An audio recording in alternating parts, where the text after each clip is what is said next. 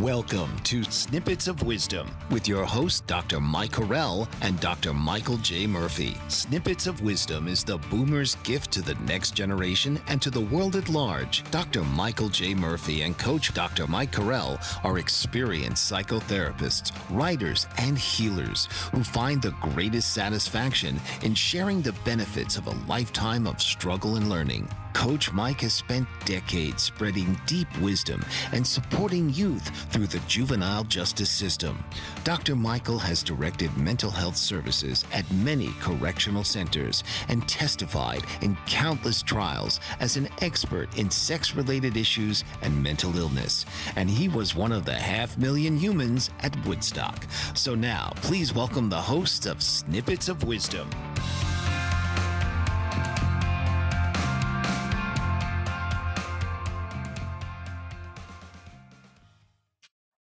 And welcome to Snippets of Wisdom.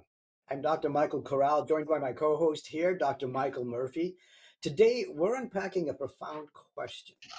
In moments of uncertainty, why do so many of us actually, default to defensiveness rather than compassion? Dr. Michael Murphy, it's a question that's deeply relevant in our daily lives. What do you think about that? One of the things that fascinates me is, so many of us are involved in social media now and podcasts and looking on the web all the time. And it seems like so many of the images that we're presented with on media are negative in nature, right? So we sort of open up our phone or whatever, we look at the news. I don't know if anyone reads newspapers anymore, but if you do, then you sort of look at these alarmist headlines about the latest tragedy in the world or how things are going to hell in a handbasket, if you'll allow me to say that. And it's sort of like the focus on negativity is something that tends to nudge things in a negative direction, I think. So, we really do need to confront that and then take some kind of action that will help us to nudge things so they go in a more positive direction. And that is what today's show is really about, is first noticing what's going on and seeing what's happening in the world today, and then also then starting to develop the skills and the awareness that will help us to start to move things in a more positive direction. That's way better for us and for our communities and for our families. It's important to realize that we do it out of probably self-preservation. Our instinct is like to protect ourselves. And so anything that seems ambiguous or uncertain or, it's not clearly safe, we automatically assume that it's dangerous because there's so much uncertainty. I think that it's important to even just ask the question, what if we defaulted to compassion instead, or faith and confidence instead? What if we set each other up to feel safe by the way we listen, by the way we talk to each other, by the things that we presume? We can presume that we're headed towards a good space and that we're creating great outcomes just as easily as we assume that it's going in a different direction. What are your thoughts? That's such a great insight, and it really is fundamental because we, as human beings, and I work with clients a lot about this, we as human beings are conditioned to deal with uncertainty with a response of fear and anxiety, right? So when we look at a situation, any kind of situation, we get up in the morning, we go outside, we go to work, we don't really know what the day is going to be like or what other people are going to be like.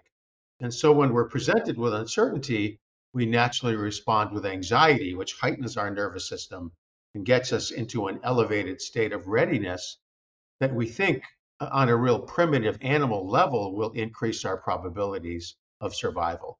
So the survival instinct is oriented around dealing with uncertainty, with anxiety and fear. And yet that's a negative pattern that actually contributes to a more negative outcome. It's so we get caught up in these negative cycles because of this kind of biologically based negative predisposition Yeah. with regard to how we interpret uh, ambiguity. So the word so just focusing on the word ambiguity for a moment, it just Mhm. means that any stimulus that we encounter that is unclear. We can't tell if it's this or it's that. It's sort of, and that's the way life is. I mean, every day we confront uh, just a countless series of ambiguous situations. We, we look at somebody, we encounter somebody, and we start to communicate with them. We're not sure how this is going to turn out. So, how we respond to that situation, what we choose to anticipate, really will influence how things are going to go in that situation Yeah. to a very significant extent. So I think psychologically, one of the skills that we can learn and that we'll be talking about today is how we can start to influence those situations decisively by making a choice, each and every one of us, to choose to interpret the potential outcome in a more positive way. And once Absolutely. we do that, that kind of nudges it in that direction. So we're going to talk about the skills that we can develop in order to do that because it's just critical. One of It, the things we'll be talking about, I think, is that now, this is a particular moment in time on the planet Earth when we are presented with all these opportunities. AI, changes in global culture. We're really trying to come up with the new uh, kind of planetary economic and social system that will help us to function in a more cooperative and loving and caring way yeah. as a community, as a human community on the planet. And I think that's, it really is a critical time when we have an opportunity that we really need to work hard not to screw up, because it's just so important. I mean, with AI and the emergence of unlimited resources in terms of energy, we're Yeah. really going to have some opportunities here on the planet Earth to do some good things if Yeah. we can choose to really approach the situation in a positive and cooperative way. The Journal of Social Psychology several years ago reported that now in the digital age, digital communication especially, amplifies the defensive responses. And so what you just said is absolutely true. We do need to make the intended effort towards approaching it, uh, you know, with confidence and with hope instead of giving into the tendency to be led by fear, anxiety, and all of these reactive emotions that are not positive. So I think that as ambiguity and an emotional response, our brains are wired to seek certainty. And if we could actually train our brain to know what it wants instead of what we're afraid might happen, um, when we can't find it, ambiguity just kind of sets in. What we really need to do is think more clearly about what would be the alternative, the positive alternative, with detail and with definition so that we know what to anticipate, so that we can control what we anticipate instead of letting the media do that for us. What are your thoughts? That's a great it's a great uh, comment, I think, and that's the fundamental question, that we as human beings, when we encounter uncertainty, we naturally respond with fear and anxiety because we feel like if we anticipate the most negative possible outcome, then in some way we're increasing our chances of survival. When in fact, that pattern is really not the healthiest pattern for us to engage in.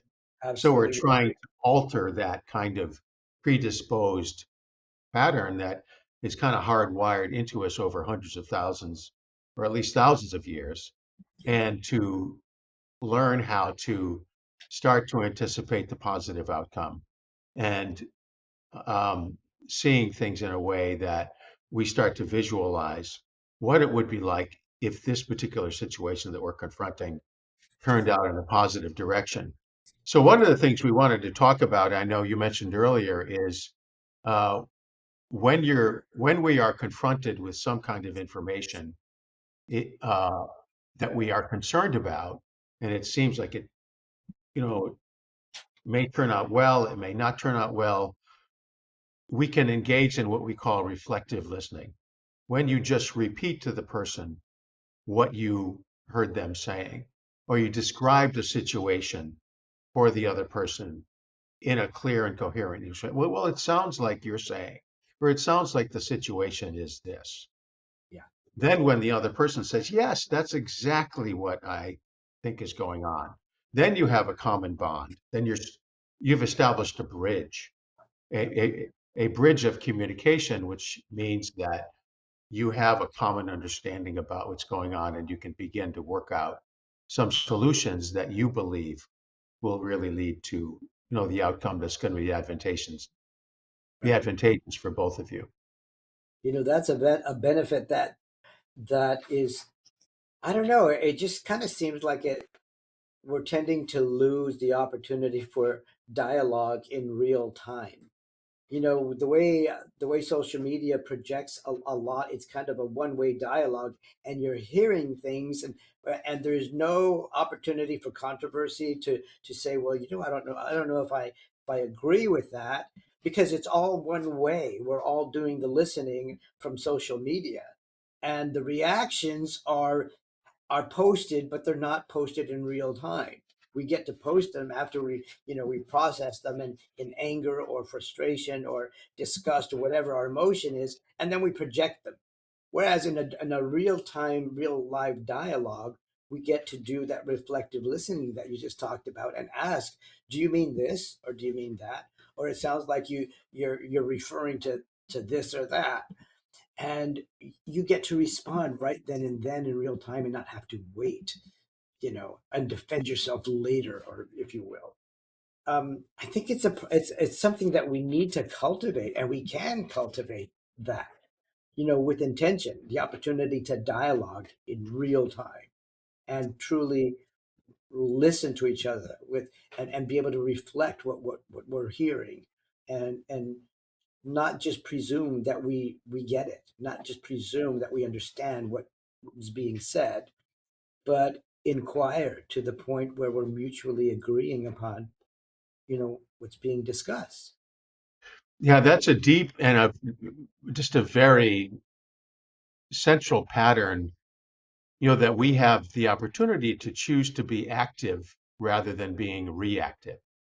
So Yeah. when we're reactive in terms of just responding to, on a visceral level, whatever we think the other person might be saying or how it could possibly be negatively interpreted, that's being reactive. But if we make a choice to be active, we make a choice to sort of quote unquote to take charge of the situation Right. by reflecting to the person what we heard them say.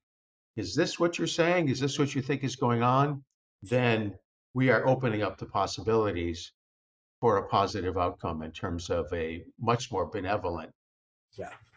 interpretation of what's going on. And then once that happens, it's sort of like we're going downhill on the sled, and things are going to turn out well. Things get easier, and moving forward, it Yeah. just happens quite spontaneously. So really choosing to be active rather than reactive, and making a decision that we're going to choose to offer an interpretation of what's going on, and then listen to the other's response. It's Yes. interesting. We can just close with this and take a break, and we'll come back. But Perfect. Aristotle or Socrates said it's the sign of an educated mind to be able to consider a point of view without necessarily accepting it. And it's Beautiful. just a deep and beautiful insight that we can say, yes, we're listening. We can consider a point of view. Doesn't mean we have to accept it, but we can consider it. So, we're all trying to be educated minds these days, and I think it's a good thing. When we come back, we're going to take a short break, and we're going to explore how compassion can become our new reflex. Don't go away. Stay with us. Mike Zorich, a three-time California state champion in Greco-Roman wrestling at 114 pounds.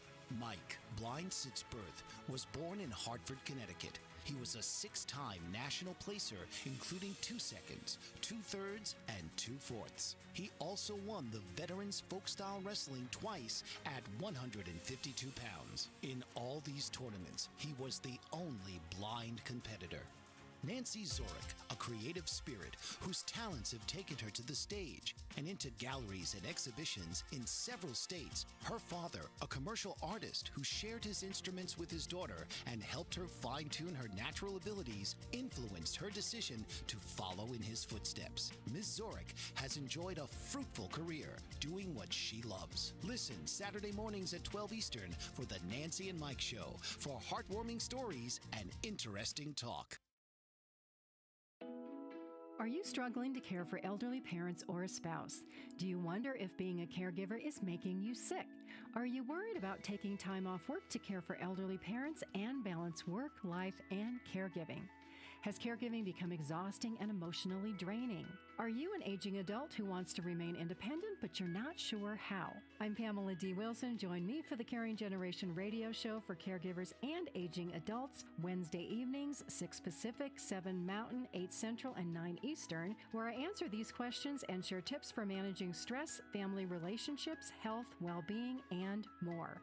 Podcasts and transcripts of the Caring Generation are on my website, PamelaDWilson.com, plus my caregiving library, online caregiver support programs, and programs for corporations interested in supporting working caregivers.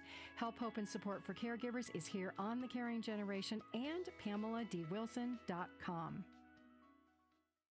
And welcome back. So now we're going to switch gears, because if defensiveness is our default, how do we train ourselves to respond with compassion instead? This is an important question, because it begins with awareness, and we need to pause in ambiguous moments. Just for a second, pause instead of reacting. And so at that pause, we want to ask ourselves, what might this person be feeling? What might this person be thinking? What is their intention? Empathy is powerful. We need to realize that we need to be empathetic and consider that this person has good intentions.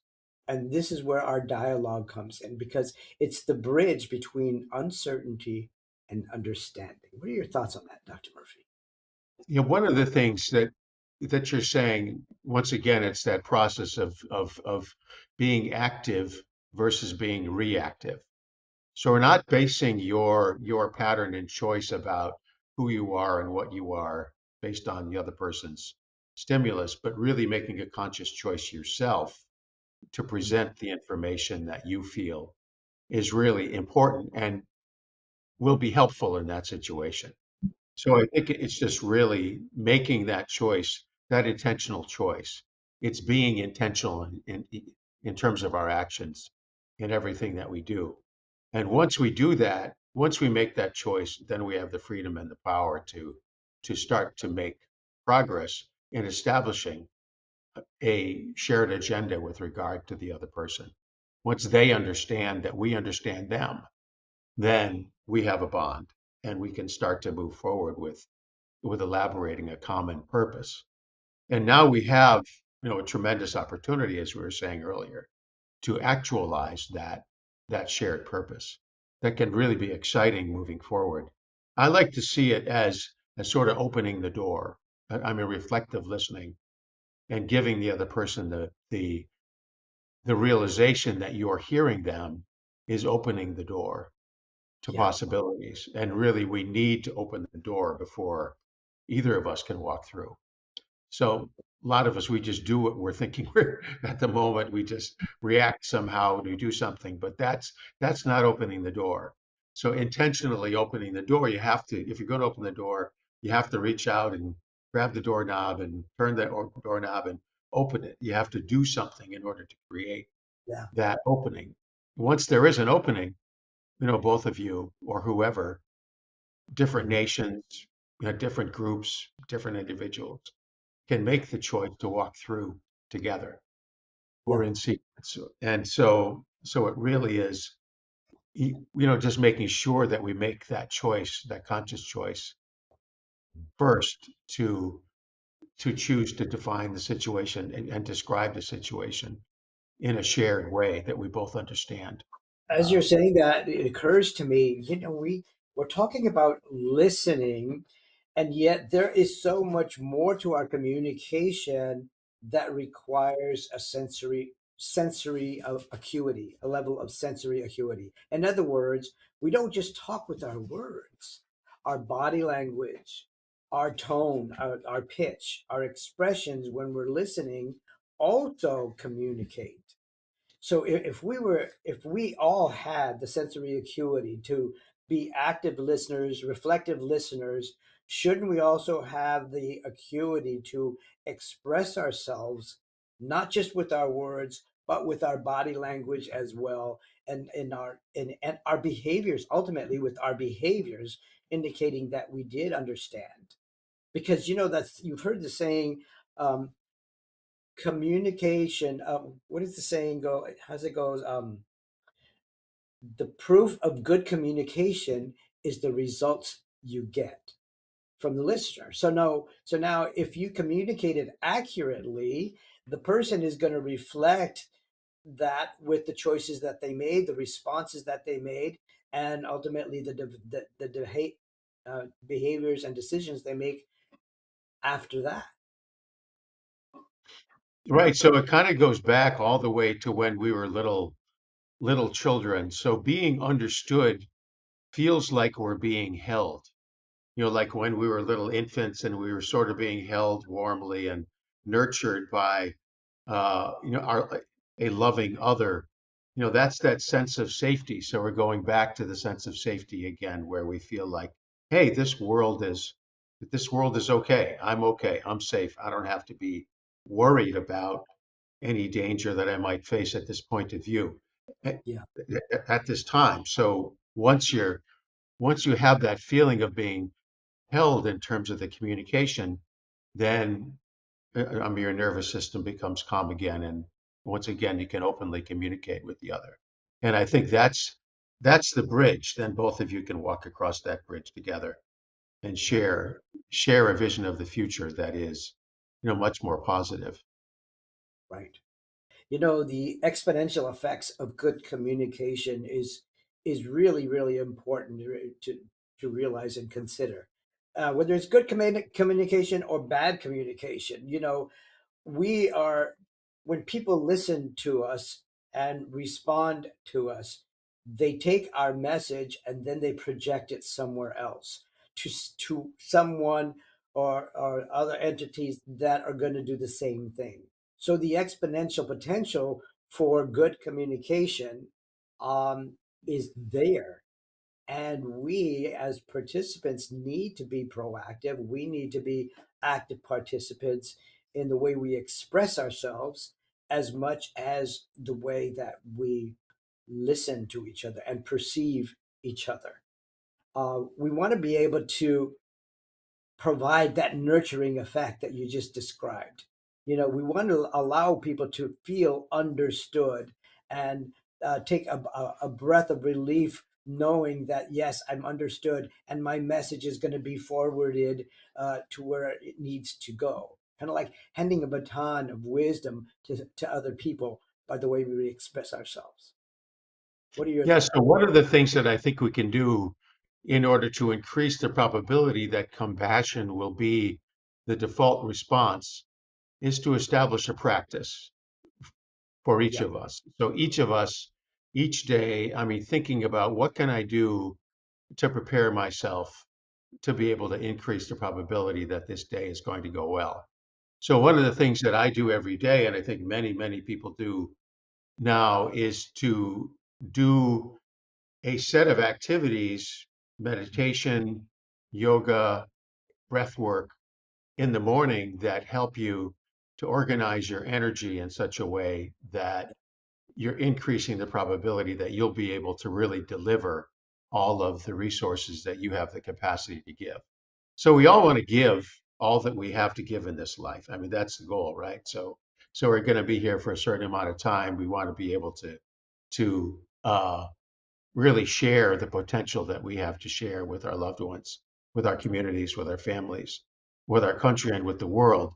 And more, we're understanding that that this world is a vibratory phenomenon, that we are part of that whole manifestation, Yeah. and we really want to really increase the probability that we can realize that we have given all that we have to give in the best way that we can. And in order to do that, we need to establish a detailed practice that we start out with in the day. And then that carries us forward into all the things that we do.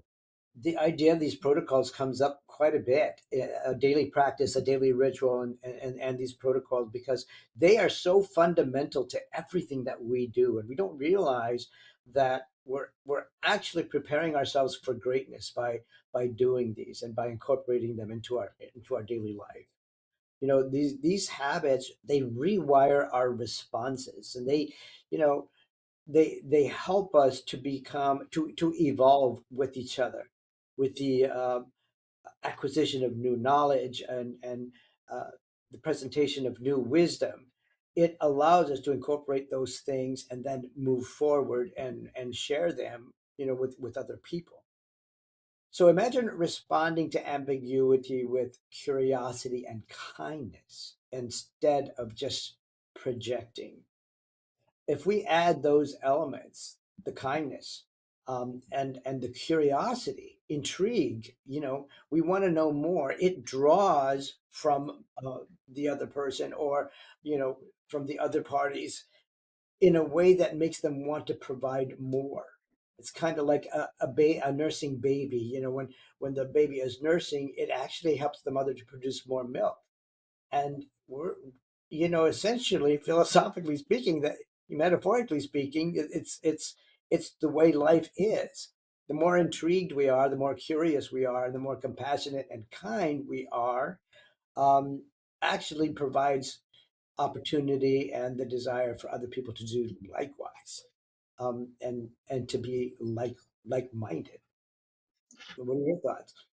Right. So we're wanting to sort of get that ball rolling in the right direction, right? And that's the key, is to get things rolling in the positive and healthful and even loving direction with other people in terms of our interactions. And once that happens, we see so much in media and in politics, people approaching interactions in a negative or even hostile way. They're Mhm. trying to present themselves as aggressive, in order to feel like they're safe. I mean, using that as your default response really contributes to the initiation of a negative cycle. That's It's right. destructive, increased probabilities of conflict. I mean, when you see somebody who's really being aggressive and sort of hostile and acting in that way, they're probably doing that because they're afraid. They're fearful with regard to their own safety, and they think that in fact they may be at risk, so they're going to act aggressive. I mean, the gorilla sort of pounds his chest, in order to sort of show how strong he is, in order to feel like he's uh, the other party won't dare then to threaten him. But in fact, he's only doing that in order to increase his safety, because he is afraid. So teaching ourselves to be more calm and learning how to be more calm, that's what the practice does. The morning practice allows us to be able to be more calm, so we don't engage in the kind of preeminent negative reaction, which increases the probability of a negative outcome. Wow. When we come back, we're going to talk about a couple of stories and reflections from different people in our past, in our life. Don't go away. We've got some more talking about uh, compassion versus defensiveness. Don't go away. Master of words, powerful player. What life-changing words can Dr. Janet Smith Warfield pull out of her magical toolbox that just might mysteriously open a door you never knew was there? A door to free yourself from fear forever. Transform your rage into right action. Release your guilt. Position you into a life of freedom, purpose, passion, power, and peace. All quite suddenly, unexpectedly, and almost miraculously, with no effort on your part. Join Dr. Janet on Dancing with Words, Dancing with Wisdom, as she and her guests show you how words map our experiences, immersing you in a sound bath that relaxes your muscles, opens your mind, and supports you in co-creating your extraordinary life.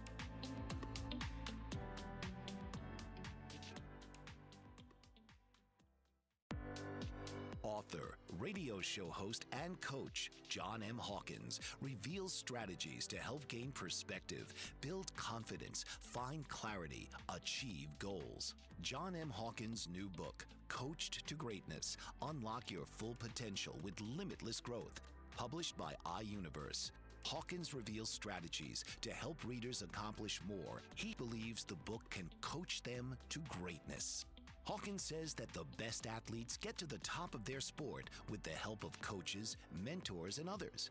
He shares guidance that helps readers reflect on what motivates them, rediscover and assess their core values, philosophies, and competencies, find settings that allow them to be the most productive, and track their progress towards accomplishing goals.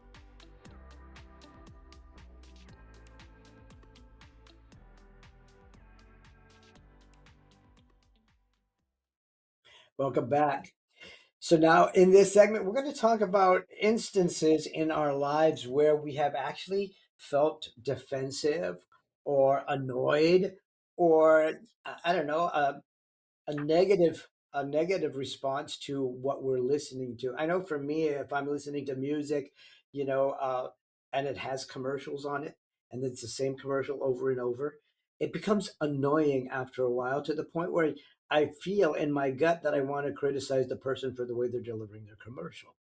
But what if we did something different instead? What if I tried to figure out what the person is really trying to say, and and kind of got it inside their head a little bit.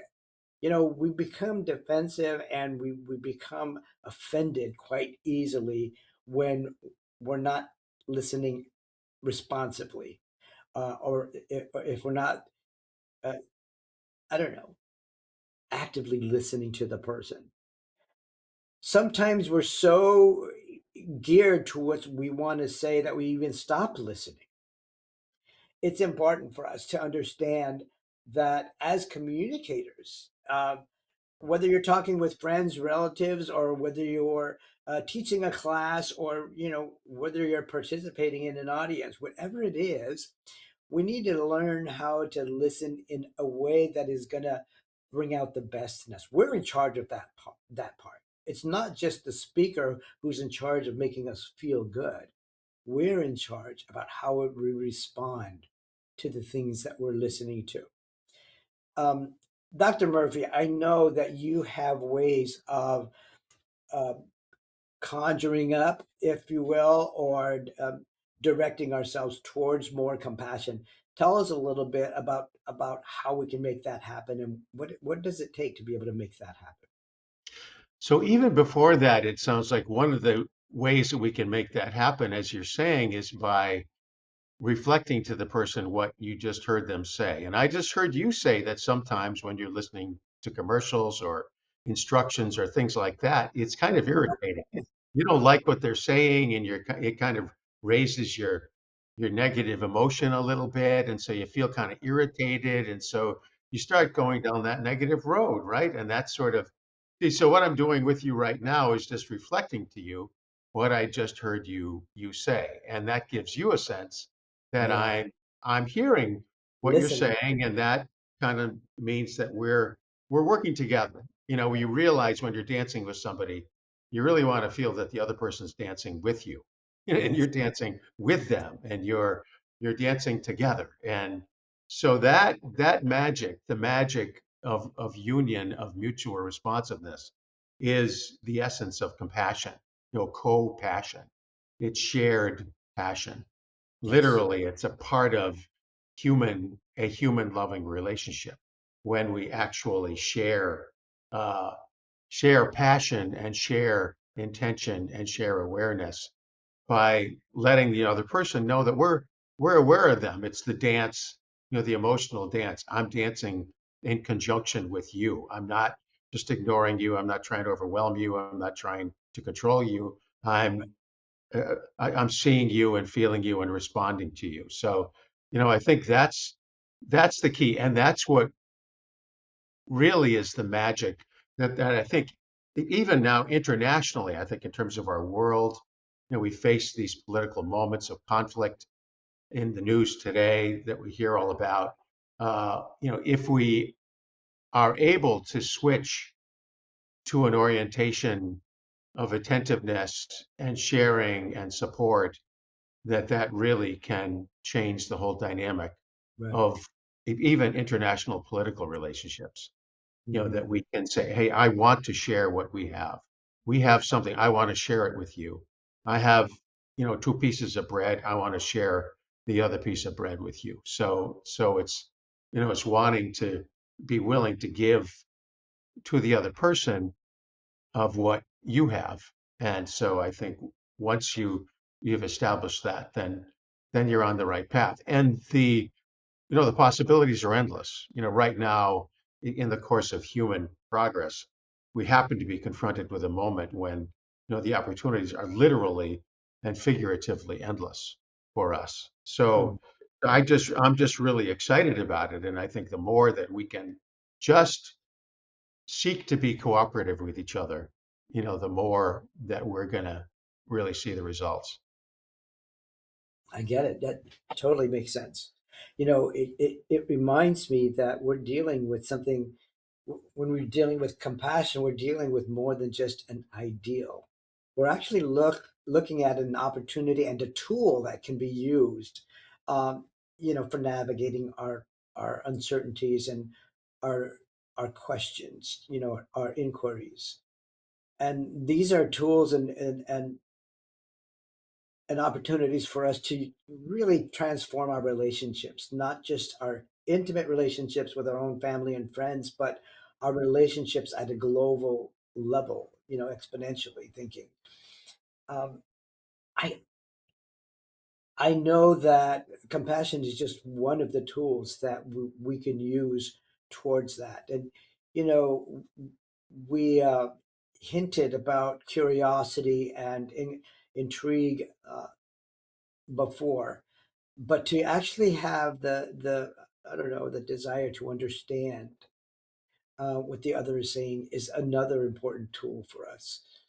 Uh, Tell us a little bit about that understanding and how it can reflect, in positive ways with more direct manifestations. Knowing that Right. we, One of the things that I think we can do, and I think many of us do now, is to um, start our day with meditation, like we all talk about, the positive visualization and the effect, the law of actualization. Well, what is the law of actualization? Well, the law of actualization says that if we visualize a positive outcome to our situation, I remember years ago when I was taking my doctoral comprehensive examinations, everyone was very nervous about that. I mean, are we going to pass? Are we going to fail? They can ask you anything, literally anything. And if you don't have the right answer, you're going to fail. So we're very nervous. But one of the things that we learned to do, because we sort of trained in what we call hypnosis, which is really just a form of positive visualization, we learned to sort of anticipate that we're going to do very well in that exam. The answers are going to naturally come to us. We're going to succeed. We imagine how we'll feel after we pass and do great on the exam. And sure enough, that's how it turned out for virtually all of us. So really just being able to visualize, the positive outcome and then meditate on that, breathe, inhale and exhale slowly while you visualize that positive outcome, and you actually feel the feeling that you will have after you have succeeded in the way that you want to succeed. Yeah. Once you do that and you feel that in your gut and you visualize it very clearly and you do that repeatedly, then when you enter into the actual situation, you find that it really increases the probability that you're going to have a positive outcome. Yeah. So that whole capacity to anticipate the positive outcome, visualize it, feel it, meditate on it, just takes a few minutes. But if you Yeah. do it repeatedly, it's going to significantly increase your demeanor, your level of relaxation, your potential to actualize uh, all the resources that you have to give. So, so I believe that each one of us has a unique um, gifts, has unique capacities to give to the world. Each one of us human beings, each one of us vibratory um, entities in this world, we have something to offer, and the world needs exactly that which we have to offer. And we need to believe that and really allow ourselves to give that and be confident in the awareness that if we give that, the world will be a better place. And so once we understand that and we start to understand that our job is to prepare ourselves to be able to share precisely that which we have the capacity to give, just having a relationship or a conversation with someone else, being supportive, just being awareness of them, that will make a huge difference in how this world will progress. And if all of us do that, as a planetary species Wow. together, then we're going to have paradise. And that's how we get to the point on this planet where, this place can be, um, a world of bliss rather than conflict that we see so often these days. Yeah. Wow. I think that when we realize the effects of of doing that, and having that compassion, and allowing each person, uh, not just to share, but to inquire even about themselves, and put it out there, with confidence and vulnerability at the same time, which is a very possible thing. We actually create greater opportunity for everyone. You know, um, I know in another conversation you mentioned something about journaling our responses and reflecting upon our immediate uh, experiences and our emotional responses to them. There's some value in that. Writing down, situations where we felt defensive, for example, or brainstorm on ways that compassion could have made the big difference in some of the things, the outcomes that we weren't really pleased with. Can you talk a little more about that, and how powerful that can be? Y- Yes, I think that one of the things that we experience and that we really don't talk enough about is the value of adversity. Like when we do face conflict and struggle Mhm. and um, we survive, we make it through a difficult time in our lives, whether it's a relationship problem, work-related issues, health concerns, whatever problems we may face. I mean, I just faced some problems about financial issues and kind of made me anxious, Yep. but I was able to figure it out, and ultimately the situation, quote unquote, worked itself out, or I was able to come up with a solution. Each time that happens, our self-esteem is improved. The way that our self-esteem is very silently and almost covertly improved is when we experience a hard time, but nonetheless, we see that we survive. That the philosopher Nietzsche said years ago, as many of us have heard, that which does not kill me strengthens me. That's And right. it really is true when you realize, man, that was a hard time, but I made it through. We realize that we are strong Yeah. and that we have the capacity to survive adversity. And once we realize that, um, we really we go on a stronger and more capable entity, a stronger human being. And after a while, we realized that uh, we can insulate ourselves against what looks like impossibility or what looks like, you know, overly challenging. We can insulate ourselves and recall that resilience and know we're going to get through it in the next moment, within a moment, and then begin imagining that, like you mentioned before. When we come back, we're going to take a look at the broader impact, and we're going to take a look at how compassion actually shapes society. So don't go anywhere. Thanks. Are you struggling to care for elderly parents or a spouse? Do you wonder if being a caregiver is making you sick? Are you worried about taking time off work to care for elderly parents and balance work, life, and caregiving? Has caregiving become exhausting and emotionally draining? Are you an aging adult who wants to remain independent but you're not sure how? I'm Pamela D. Wilson. Join me for the Caring Generation radio show for caregivers and aging adults, Wednesday evenings, 6 Pacific, 7 Mountain, 8 Central, and 9 Eastern, where I answer these questions and share tips for managing stress, family relationships, health, well-being, and more. Podcasts and transcripts of The Caring Generation are on my website, PamelaDWilson.com, plus my caregiving library, online caregiver support programs, and programs for corporations interested in supporting working caregivers. Help, hope, and support for caregivers is here on The Caring Generation and PamelaDWilson.com. Master of words, powerful player. What life-changing words can Dr. Janet Smith Warfield pull out of her magical toolbox that just might mysteriously open a door you never knew was there? A door to free yourself from fear forever. Transform your rage into right action. Release your guilt. Position you into a life of freedom, purpose, passion, power, and peace. All quite suddenly, unexpectedly, and almost miraculously, with no effort on your part. Join Dr. Janet on Dancing with Words, Dancing with Wisdom, as she and her guests show you how words map our experiences, immersing you in a sound bath that relaxes your muscles, opens your mind, and supports you in co-creating your extraordinary life.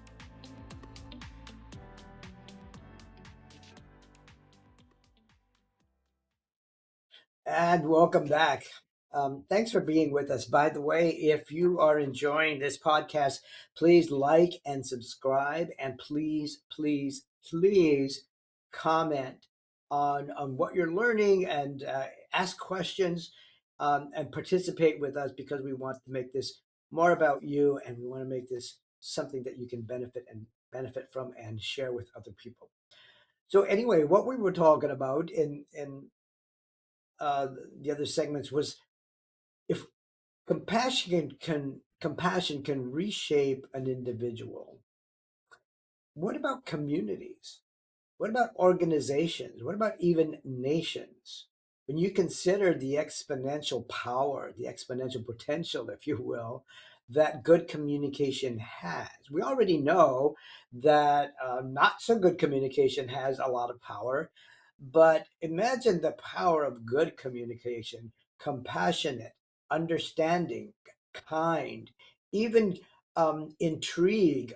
All of these positive emotions can really bring about the changes that we want to see in the world, beginning with one person at a time, one small intimate relationship at a time. So study shows that communities with higher levels of compassion actually report more social trust, less conflict, and greater well-being. Compassionate leadership is linked to resilient workplaces and healthier societies. Let's talk about that a little bit. And let's talk a little bit about beginning with our families. Dr. Murphy, tell us a little bit about what it was like for you. I know your grandmother Yeah, had an important influence on you. one of the things that I think is really an interesting observation about this particular time in our culture and our community, even here in the United States, we're largely an immigrant population. I know my Yep. grandparents escaped from Ireland. I mean, they literally were in danger in Ireland, and they needed to get away in order to be safe. So once again, they were looking for some kind of safety after a lifetime of danger and starvation. And many of our ancestors were in those situations, and they sought a move to another place because they wanted to literally survive. So that was the case with my grandparents, who made their way to the United States, utterly impoverished, surviving by the skin of their teeth, not having anything, just a sort of a relatively ramshackle apartment that they lived in for most of their lives. It was really a difficult struggle for them. And so I remember one day when we were sitting at the table and we were talking about something good that might happen. And she said, "Oh, no, don't talk about it. You'll jinx it." So she had this sort of reactive and reflexive pattern that even entertaining the possibility of a positive outcome was dangerous, because she was so accustomed to the human struggle and deprivation and loss and suffering and pain. So, now we as a civilization have made a lot of progress. We've had our struggles as a species, for sure, all of the wars and the cataclysms that we have engaged in as a species over the many hundreds of years of our civilization. But we're coming to a point now where we have reached a level of possibility where peace can happen. I mean, it could be the case. So you're talking about just being willing to engage in the risk of choosing to believe in Yeah. a positive outcome, the Yeah. risk of compassion. I mean, we sort of need to be able to choose to risk compassion. So you could put a sign on your wall: risk compassion. Like, just Yeah. take the chance to Yeah. be compassionate, in the expectation that that's the best and most courageous thing that we can do as a species, is rather than anticipating sort of the negative struggle and the disastrous outcome that we might have expected in the past, that now we need to change that mentality. So the fundamental skill is choosing to risk compassion in every encounter of our lives, every It's moment of our lives, every time we go to the store and buy something, to offer a greeting to the other person, to, in our work, in our family lives, to manifest love and caring as much as we can, and choosing to do that. So I think that's a huge transition that we're going through now as a species, particularly in this country where so many of us were people who have come from struggle and have struggled for survival. for sure. And now we have an opportunity to thrive. Keep in mind that there are other people out there, no matter how successful they may be, they probably had to struggle to get where they are. Keep that in mind when listening to other people who seem to have achieved a lot, because they have achieved a lot at the cost of struggle. Thank you for being with us. We want to welcome you to invite you to next week's show. Please like and subscribe, and please add your comments. Thank you, Dr. Murphy, for being my co-host. And thank you so much for being there. It's been a pleasure. Take care. This has been Snippets of Wisdom with hosts Dr. Mike Corral and Dr. Michael J. Murphy. Tune in and learn about the primary issues facing our society today, and find the best chance of securing a stable and prosperous future. Snippets of Wisdom will enrich your life and the lives of all of your loved ones.